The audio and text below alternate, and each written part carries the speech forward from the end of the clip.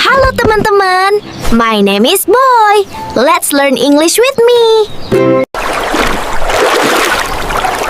Many logs are floating on the water during the flood.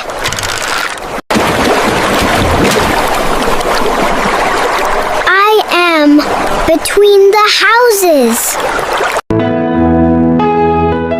I sleep in a tent because I lost my house. I'm standing beside the well. Look, the water is dirty. The helicopter is flying above the people. I'm running behind the truck.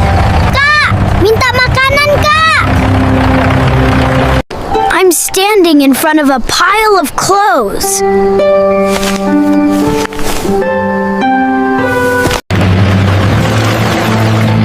Some parts of the house is buried under the mud. Ayo kita ulangi. On di atas, in di dalam, under di bawah, above di atas, Beside di samping, between di antara, in front of di depan, behind di belakang.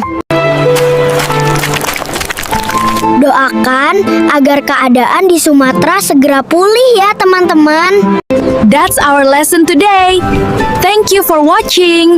Jangan lupa like dan subscribe ya.